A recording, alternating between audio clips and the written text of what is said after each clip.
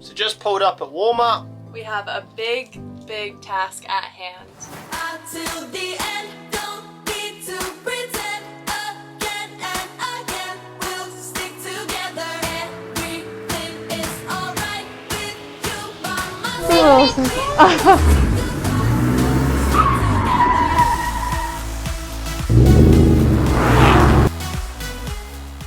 We are cooking for 60 people. I think the most that we've ever cooked for is like 6 people, like your whole family. So just multiply that by 10 and we'll be good to go. That's great maths.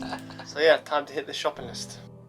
In 2019, 556,715 Americans experienced homelessness on a typical night. 1.4 million spent some time in a shelter, and 33% of those were families with children under the age of 18. While it's still too soon to know how much the coronavirus-induced shock to the economy will increase homelessness, with millions of Americans out of work, it's almost certain that it will. There is no one face of homelessness. The reality is there are thousands of families in the US alone who are struggling and homeless. It may be from a sudden loss of a job or decrease in hours, from being priced out of housing, having a conflict with family members they are staying with, an unanticipated bill, or violence within the home. There's a long list of reasons, and most of them are completely out of their control. A lot of them just need a little bit of hope. Holy Family Parish in Kirkland, Washington started the New Bethlehem Project in October of 2014. This project gives those families the chance they need to get back on their feet and has created a day center for families experiencing homelessness, provides emergency overnight shelter, transitional housing, and a permanent facility. God. Thank you. Crazy. For $180 we can feed 60 people. Appetizer, entree, a nice entree too, lasagna with meat, and drinks and dessert. Smash it.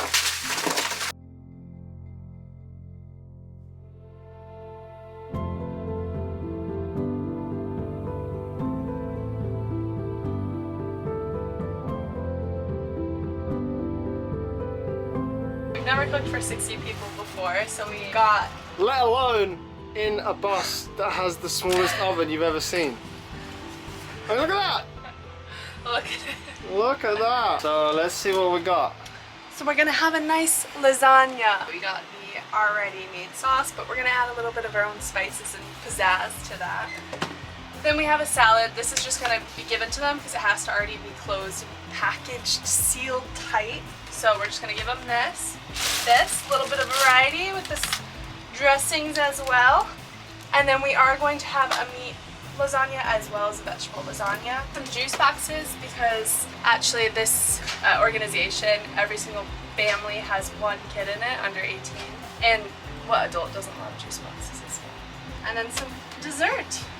We may not be able to control a lot of things, but what Jamie and I could control was making these 60 people the best meal we could to feed them for one night of their lives. So that's exactly what we focused on.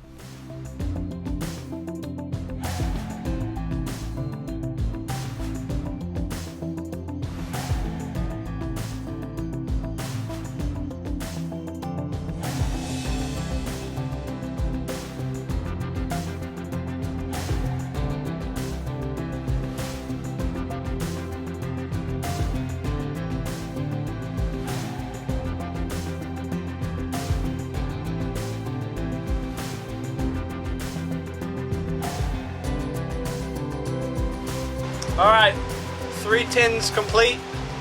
We're on our last one. We might even have some for ourselves. Wow. Maybe. We might eat well tonight. 4 hours later, we're nearly there.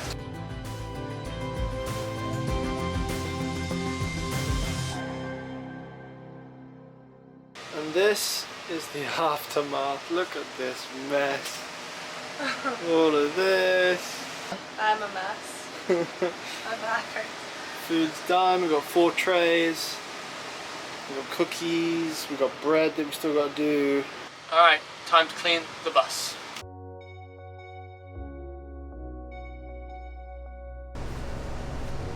Last night we stayed here at a truck stop and we have to now move a little bit closer to the hotel, which we're dropping all the food off at for the homeless people. I feel like cooking for 60 homeless people kind of puts everything into perspective. Like Jamie and I were complaining about not being able to find a parking spot, but there's people that are having a hard time finding their next meal.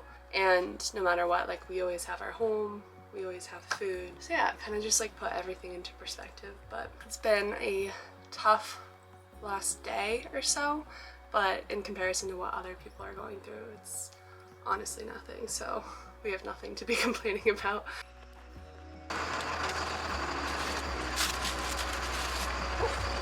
Alright, fresh out the oven, and we are going to head right across the street to drop all this off.